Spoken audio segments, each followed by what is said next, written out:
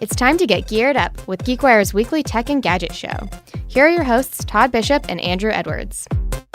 All right, it's time to get geared up. It's the weekly technology and gadget show from GeekWire and Gear Live. It's great to have you here. I'm Todd Bishop. I'm Andrew Edwards. We've got a ton to talk about this week, including the release of the Samsung Galaxy S8, the rumors about the next iPhones. More than rumors at this point. We've got a few details. Are they rumors or are they? I mean, we'll see. They're reports, at least. Right, there's some reports out there. A new classic Super Nintendo Entertainment System, also known as the Super Nintendo or the Super NES. The Super Nintendo. Yeah, Super Nintendo. All right. Plus Pandora and some other news as well. Yeah. All right, before we go on, let's let people know how to subscribe to Geared Up so they don't miss either the audio version or the video version of the show. You can go to iTunes, search for Geared Up. You can also go to geekwire.com/gearedup, and we'll point you to the various directions to subscribe. Get it on your device. Listen to us on the plane, on the car. Our dulcet tones will help you in times of traffic. If you want to catch the live stream, which is really cool because you get to interact with us during the breaks and ask us questions, and we answer your questions. Mostly Andrew does the answering. Go to youtube.com/gearlive. Right. There's a subscribe button right there. You hit the subscribe button, and it'll let you know whenever we go live. And if you want to be notified, like on your device when we go live, tap on the bell icon, and you'll get a notification. All right, let's jump into it. Andrew, I'm looking right here at an image of the new Samsung Galaxy S8. It's terrible. Of course, now, this is the next flagship phone from Samsung. We talked about it quite a bit on the show. Yep. You were driving here, and what did you find out? So I'm driving here on the way here to record our show, the best tech podcast out there. And as I'm pulling in, so I'm about an hour away from here. As I'm pulling in, I get a notification from UPS that my Galaxy S8 has been delivered. So it's waiting for you at home right now. It's at home, leaving me no time to go back and get it because we have, other stuff scheduled for the day. So we could have had a nice hands-on early 2 days before it releases, hands-on today on the S8. And unfortunately, UPS didn't play nice with that. Next week. We'll have it next week, and I'll try to get a video up tomorrow showing some first hands-on impressions of the S8. But unfortunately, it's not here today. But it comes out this week on Friday, and it's going to be, it's huge. It's huge. And it seems like people have forgiven Samsung. They've forgiven them for the Note 7 debacle. Yeah. It comes out on Friday, April 21st. For people who have an iPhone that they're thinking about dumping, or they have a previous version of the Galaxy phone, what's your biggest piece of advice to them as they consider possibly getting a Galaxy S8, Andrew? The S8 definitely, it's the new form factor. Like I believe, this is the future of smartphones. And so Samsung is, at this point, kind of leading the way towards what smartphones are going to be, which is basically these super thin or non-existent bezels on the side and super small bezels on the top and bottom. The display is gorgeous. It feels great in the hand. And it also is the first phone to ship in the world with Bluetooth 5.0 built in. So that allows quicker pairing, longer range, 4 times longer range, and you can play Bluetooth now to multiple devices. So you can have 2 pairs of headphones or 2 speakers and Bluetooth to both of them simultaneously, which you couldn't do before. So there's some cool, new tech in these phones, and this is probably some of the best phones of the year. So on that theme, the new iPhone, there was a report from Bloomberg News this week. Yes. Mark Gurman, who many folks know was formerly with 9to5Mac. Right. And now he's at Bloomberg and getting scoops there as well. The news this past week is they found out Apple's testing a revamped iPhone with an all-screen front. Yeah. Sound familiar? Similar to this, right. Yeah, exactly. Curved glass and the stainless steel frame alongside upgrades to the new models. What was the big takeaway for you from this iPhone report this past weekend? This is kind of what I expected Apple to do. It's been iPhone 6, 6S, and 7 have shared the same design. And so it's time for something new. There's not much you can do with the current design. You have to just come up with something radical, especially we're coming up on the 10th. This is the 10th anniversary of the original iPhone, which was released back in 2007. So I did expect to see something like this completely, complete screen on front, minimal bezels. What's odd to me, though, is this Touch ID on the back. I think that's kind of weird.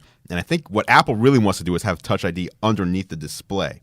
So, because they don't have room for, if you're doing all, bezel-less, you don't have room for the home button. So what they want to do, and what I think they're still trying to accomplish, is get the Touch ID under the display. So you can put your thumb on the display itself and have it read that.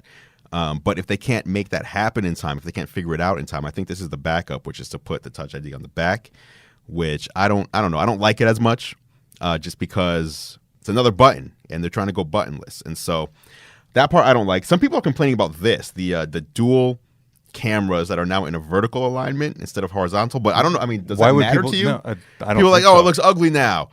It looks ugly. What's Apple doing? It looks different, and it's just like, instead of being to the right, it's just to the bottom. Who cares? So is Apple following Samsung here? Because it feels like Apple over the years with the iPhone has been somewhat of a leader. Obviously, we're at the 10th anniversary of the 2007 unveiling, where they took a category and completely redefined it. Right. Is Samsung the one doing the defining now? Well, I don't know. So it could be seen that way. But the other thing is, they all have their specific launch periods. So Samsung is always launching in this time period of April. Apple's always launching in September. So it's like if April comes before September, so Samsung's always going to be, you know what I mean? So it's interesting, like, both phones, whether it's the Galaxy S8 or the iPhone, whether it's iPhone 8 or whatever they end up calling this, they haven't just started working on this like 3 months ago. You know what I mean? These have been in development for about 2 years. So when you look at it that way, who's really copying who, I don't know. This is the old Microsoft Apple debate as well on things like file search in Windows and Mac. Redmond start your photocopiers. Yes, and then Microsoft would claim they'd been working on it for years. So this kind of stuff is not new.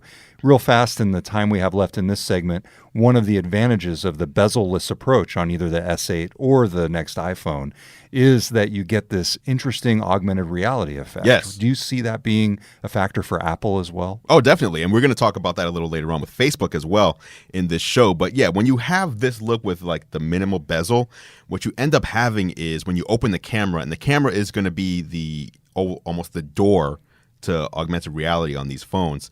When you open the camera, it's like you're just holding a clear piece of glass that can overlay stuff onto the real world. And so I think both Apple and Samsung and others are going to, use that to their advantage for AR. All right. You are listening to Geared Up on GeekWire, and we'll be right back with much more.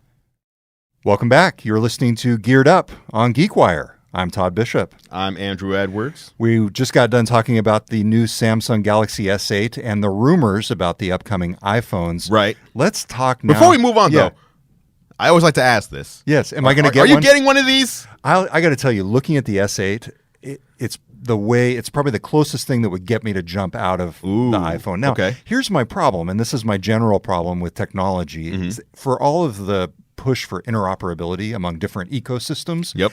Once you're on an iPhone with a Mac using things like AirDrop, I find it very difficult to escape the ecosystem. I've got all my workflows, I've got my quirks, things like I love the bow tie app for iTunes, that lets you use function keys and other hotkeys to pause and stop when you're transferring. Just little stuff like that. Yeah. It's very hard to get out of an ecosystem. Right. And there's a difference between the Apple ecosystem expands into not just the phone, but you have your tablets and you have your computers, et cetera. Whereas if you're on Android, there's no, not many people have an Android powered laptop with like all the, same connectivity and all that. So I can definitely see what you're saying. So what about the iPhone? Yeah, I actually think that the new iPhone, when it comes out, that'll be my next upgrade. I tend to skip a generation. So I'm on the iPhone 6S Plus. Okay, right now. Okay, that's fine. And yeah.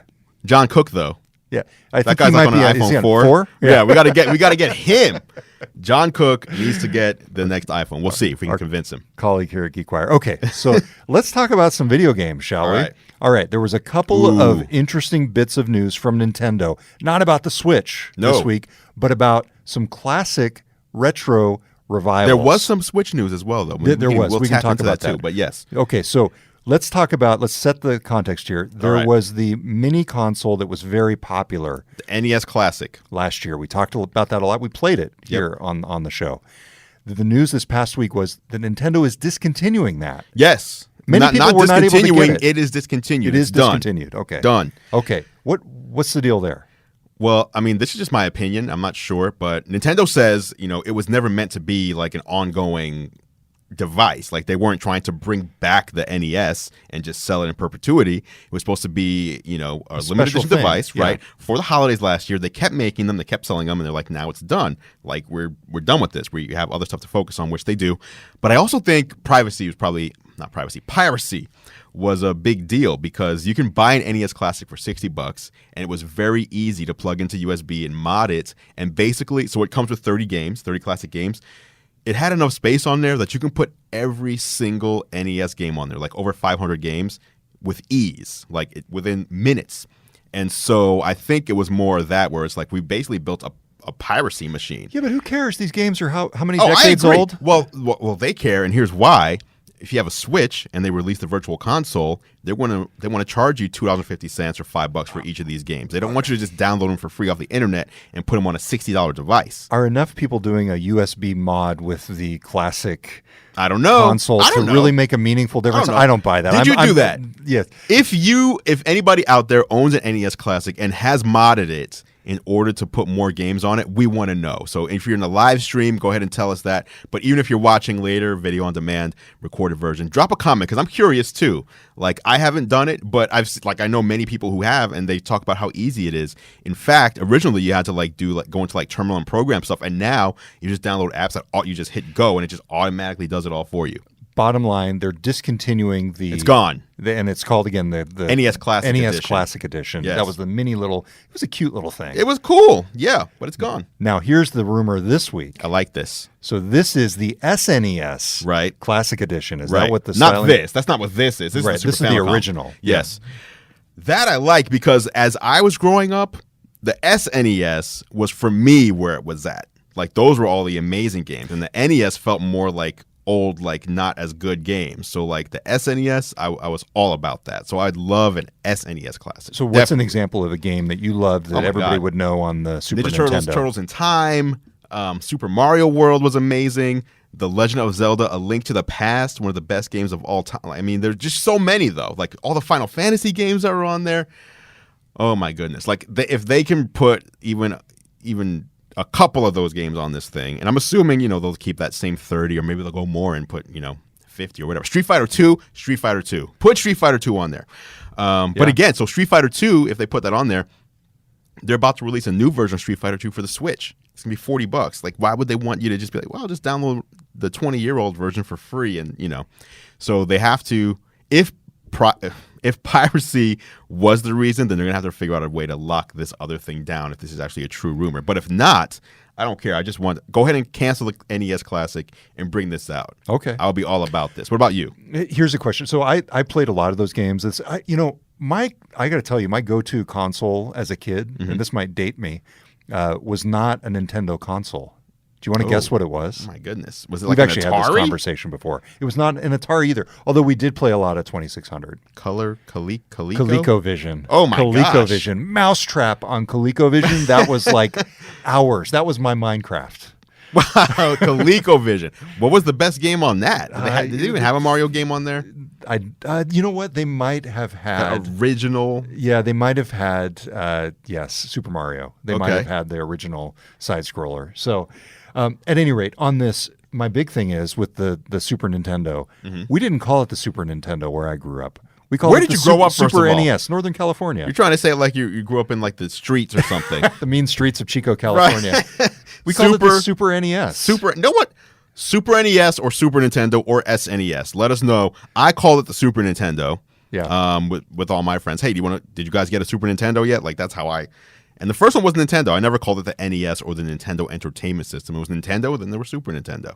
Okay. So, and then I was telling you earlier, it's kind of like, I think it might be a regional thing. Like how on the East Coast, the mayonnaise is Hellman's, and on the West Coast, it's Best Foods. It's Hellman's. It's not Best Foods. Best Foods is a brand, and Best Foods probably made more things than just mayonnaise. So therefore, how could you call it the brand name? That's like saying on the East Coast we call it an iPhone, but on the West Coast we call it an Apple. What? No, it's Best Foods west of the Rockies, Hellman's east of the Rockies. Nope. See, right there. It's right there. I'm looking at it right on the screen. I can't believe this. See, Best Foods mayonnaise. Oh, what? Yeah. It doesn't even say Hellman's at all. That's what I'm trying to tell you. That's weird. Yes, okay. I thought it was more like some people call it Baskin Robbins, some people call it 31 flavors, and the 31 flavors people are super incorrect. All right. Well, we will be right back on This Week in Condiments. Yes. All right. So this, again, the SNES Classic Edition. Right. We have no just dates. A rumor. Yeah, just a rumor. There's no dates, but I think it makes sense. Like, to me, the NES Classic, as soon as that was released, a lot of people are like, oh, are they going to come out with a Super NES Classic next? And if you come out with an N64 Classic, it's game over. Okay. All right. What was it? Was it Dreamcast? The Sega Dreamcast? Yeah. I really liked that one. That was a great one. But that was later. That was like during the PlayStation era. Yeah. Was that Peter Moore? I'm trying to remember. Yes. Yeah. Yes, Peter Moore before he went to run Xbox. Before he went to run EA Sports. Before he went to run Liverpool. Right. Now he's gone. The football team. Right. Wow, I know. Okay. All right. Random knowledge. Random stuff there. Random executives. All right. All right, now let's talk about this Pandora Premium, correct? You're a Pandora user. This is Pandora Premium. It's available now. It was available invite only. And now, as of, I think, yesterday, it's public. Anybody can go and sign up for a Pandora Premium account. $10 per month, unlimited music. Why would I do this, Andrew? I was going to ask you that question. I've got Amazon Music, which is totally, quote, free with my $99 a year Prime subscription. Well, I can tell you why it's better than that. Okay, I've got Pandora. You know what else I've got? What do you got? I've got YouTube connected to my Bose via a Bluetooth dongle. Why on earth would I pay $10 for Pandora? Are you paying $10 for any music service, or are all the music services you use free? All of them are free if you count Amazon Prime Music. Yeah. So it's free with your subscription. Yeah. So Amazon Prime Music, I think, has like 1 or 2 million songs or something like that, whereas this has like 30 million songs. Right, and you can pay for a souped up version of Amazon Music that has many more songs. For $10. Yeah. They're all $10. $10, whether it's Spotify, Apple Music, Amazon's full music catalog, Pandora, etc. Why Pandora? Because of the whole idea of their algorithms. Yes, that's their selling point. They're saying if you use Pandora Premium, first of all, their argument is that all the other music services, you open up the app, and then you have to figure, okay, the app's open. What do I want to listen to? Where do I need to go? Right. And Pandora is saying, based on all of our knowledge and all of your ratings that you've done over the years, you open our app and you just hit play. And immediately we're playing music that we believe you'll enjoy. You can still go through and find playlists and specific tracks, specific albums, but we can, and once you hit play, again, according to them, it's an endless playlist. Like you hit play and you're going to drive, across the country for 3 days and you never have to touch it again. Yeah. That's their big whoop argument. I'm sorry. I thought you loved Pandora. I do like Pandora, and I don't pay for it. So you like free Pandora. So you don't like choice. Is really what it comes down to. I like choice, but my choice is not to pay. So choice is not worth it to you. You don't want to pay and have the ability to just and some people are like that. Like I think some people just want to say, I don't want the choice. I have my Pandora station. Just want to hit play. I don't mind the commercials. I understood. I'll tell you something that I've been looking into more since we first talked about it. Okay. Not music, but video. YouTube TV. Holy cow. I cannot wait until that comes to our city. It's just in selected cities now. I signed up for it. You did using some IP spoofing? Yes, I did. That's all you need to do. You need to do that one time. Will you help me do that? Yeah, all you need to do is, and anybody out there that wants to do it. So YouTube has a TV service now. It's only available in 5 cities. $35 a month. $35 a month. Unlimited DVR. Unlimited DVR, and it holds all of those DVR shows for 9 months. So if you record something, it disappears 9 months from now. So unlimited for that's crazy. That's 9 months. I mean, that's fine. You can't if you're not watching it in 9 months. I wasn't saying that was a bad thing. That's a good thing. Yeah. But if you want to sign up for it, all you need to do is get an Android device, whether it's a smartphone or a tablet, or borrow somebody's. What about a Chromebook? That might work too. All you need is a device that allows you to spoof your location. So any Android device, you can download an app and just type in like New York City and save. Really? Yeah. And then it says, okay, so now any app that uses location will think you're in New York City. So you go to YouTube TV, sign up, and then you can use it anywhere. I think every now and then it'll check to see where, like, you haven't been back to New York in like 2 months. Are you really a New Yorker? And it might need you to like log in from there again. Do you have a recommended app to use to do that? Is there one that there's you so prefer? Many? Like on Android, is there any risk security-wise? No. I mean, just download one that has good. It's Android, right? But what I'm saying is download one that has a high rating. Okay. That's all you need to do. Like the one I downloaded, there was a bunch when I searched, and I just went to the one that had like 35 million 5-star reviews or something. So when they're hacking you, they're not only hacking you, but the other 35 million right? people. So it's like, if you're hacking everybody, are you really hacking anybody? That's the question. Anyway, I'm doing this But weekend. yeah, I've got that's the good. family on board with this as well because we're big YouTube watchers. We love to watch YouTube via the app on the Xbox, and it's great in Here's the living the problem. room. Yes, The living room apps have not been updated for YouTube TV yet. Oh, So you have to like cast it from a mobile device to there, or cast it from a. If you have a Chromebit, like why is it you always type so dang in. complicated? I know. I mean, come on. The really? other thing, I want to take my $35. I know. Hulu's about to come out with one as well. I've kind of moved on from Hulu. But they're about to come out with a live TV version, same price, and I think theirs might be better. In what way? In the way that it's not limited by location, number one. Number two, the interface looks amazing. Like they've rethought the TV watching experience in a way that I think looks good. But we can talk about that next week because it's not out yet. All right.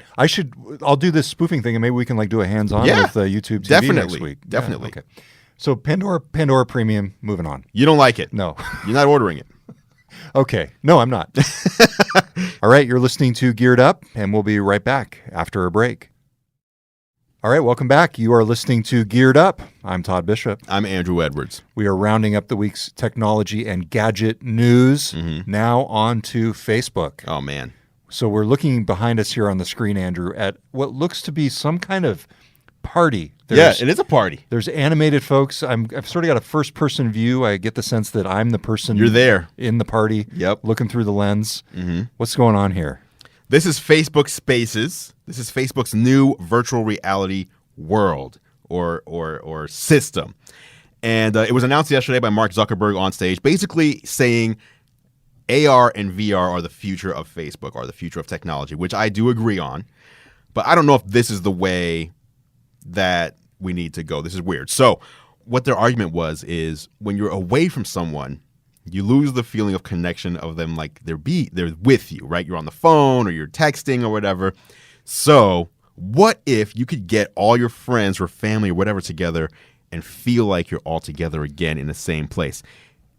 Enter Facebook Spaces. Okay. So what's happening here, all of these people, you and these 4 friends of yours, are all in different places, and you all decide to put on a huge Oculus Rift and to hold the Oculus Touch controllers. And you're all, like, one of you is sitting on your bed, one of you sitting in a chair, one of you, who knows. And you're all like, hey, we're all here together. It's your birthday. We're celebrating. But you don't really see each other. What you see are the avatars just from look, they have no legs. It's just from the torso up. I'm also curious, for example, this is the age where you want to be very politically correct. What if you're disabled? What if I'm missing an arm? Can I have my avatar be missing an arm? What if I'm in a wheelchair? My guy's standing up. What if I'm old? Do they have elderly? Like, there's all these things where I'm like, can you be really you, or are you just like some weird, fake version that just floats with no legs? Well, I assume there'll be customization options. Right, but I mean, how deep? You know what I mean? I'm trying to think with the Xbox avatars. I think they added one recently for people who use wheelchairs. Yes. So after 12 years or so, they finally thought, oh, some people are in wheelchairs. We should add that. Yeah. So before that, all those people in wheelchairs or avatars could jump and walk and backflip. So, but the broader use case here, what's your problem with it? Because this seems really cool to me. My problem is they showed this video, like a promo video for this, and showing, okay, here's people like blowing out candles in this fake world, but then in the real world, they cut to them in the real world. They're just sitting by themselves in the room, like with his heads like blowing. Welcome to VR, man. Right? I'm like, what is this? This is terrible. And they're like, hey, do you have call waiting and stuff? So like they're like at someone's birthday party. Hey, Ryan's calling me. Gotta jump out. And they disappear, and all these emojis like appear all over the screen as they like poof out. And they go with Ryan. Hey, Ryan. Hey, I just wanted to show you my new apartment. And he's like pulls up his apartment in 360 degrees. You're like, oh wow, your apartment's great. Wait till we have the, what do you call it? The housewarming party. But the housewarming party is gonna be in VR. Like, what? This is no. I'm not. Are you buying? Andrew, this is the future. Are you? This is the Apple buying One a of VR headset so that we can do Geared Up this way. We have our virtual set, then I never have to drive. And you'd have the Samsung Galaxy right, I have S8. it right there. I just need a virtual S8. Just boom. Here's a picture of one. I like this because of where it points. where it's headed, I think. Okay. And you got a couple startups in the Seattle area that are doing this type of stuff. Yes, including Oculus, right? Or you got Oculus that does here. John Vici, the former PopCap Games CEO, is doing something similar to this called Pluto VR. There's VReal from Todd Hooper, which is game streaming in VR. So there's, or it's actually streaming in VR. So there's Right. lots of. I think this is headed somewhere. It would be much better if you could actually see the dang people though, and not their avatars. Right. But that requires tons of video processing. Yeah, and I don't know how that would work. Yeah. Maybe that's the future, though. I mean, in the future, video processing will be less and less or more powerful. But I mean, because this is a primitive version Yeah. of the holodeck. yes, it is. Think about it that way. Yes, it is. So what's your problem? Well, my problem Is it's too fake. My It's too artificial. problem- It's not Yes. social. It's like antisocial. is it feels very anti-social. Like, I don't want my interaction with my friends to really be more interactions with their avatars and not I don't want to be like, you know what, I never have to see you again because I can just see your avatar and I can hear your real voice and see the fake you and we're good. Like, that's our friendship. I like to look at this as the future of Facebook. I mean, if you think about this is why Facebook owns Oculus, because Right. you're not going to be just connecting with people on a flat screen in front of you and typing into a little status update box. Right. This is where it's headed. So I can get it. I'm on board with this. I probably wouldn't use it in this form, and I understand what you're saying. I'm kind of giving you a hard time. Okay. here. But I like where it's going. Would you attend a concert or something like your favorite band is like, hey, we're going to be in VR and everybody just put on your headset and you'll be in like the crowd and we're going to do this crazy concert? Like, does that sound corny to you or does that sound good? I probably wouldn't do it. I'd be more likely to attend a sporting event. Like say they could put me on the third base line with my buddy Ken. We don't get to Safeco that much because Right. we were both busy. We got jobs, and but say I could just take an hour in the evening and just hang out with him for half the price, and I could get my beer But you delivered wanna by see the Amazon real game. Prime. Yeah, the real. I want to see the real game. So you don't want to see the Avatar I game? don't want to see the Avatar game. You don't want to see the Avatar game? Well, and they're already doing that at some NBA games. They've got. They're not doing it with a fake you, though. But it is cool that you could put on a headset and you can feel like you're actually there. Oh, I see what you're saying. Your buddy's not next to you. Right. But you your feel like friend. you're there. Yeah. I wouldn't mind having an Avatar friend with me, but watching a real game. So this is Facebook Spaces. Facebook Spaces. Is it available soon? It's available now in beta. Okay. So you can so if you have the gear, if you have the headset and all that, I believe you can try it out right now. Okay. All right. Well, So- we have a gear. We should do that. Okay. All right. I'm not that excited about it. So, yeah, Okay. That's all I got. that's what we got today. Yeah. Hey, don't forget, if you like the show, you can go to youtube.com/gearlive. YouTube.com/GearLive. To subscribe to Andrew's video feed, and then you can watch the live show. Also, the GeekWire Facebook page. But the most important thing is to go to iTunes Got the podcast. or your favorite place to listen to the show and subscribe. Right. Listen to us in the car, on the plane, whatever. Yeah, absolutely. All right. That's it for this week's episode of Geared Up. I'm Todd right. Bishop. I'm Andrew Edwards. We'll talk to you next time on GeekWire. Thanks for listening to Geared Up, the weekly tech and gadget podcast. Check out more of Andrew's reviews at youtube.com/gearlive and follow all of our coverage at geekwire.com.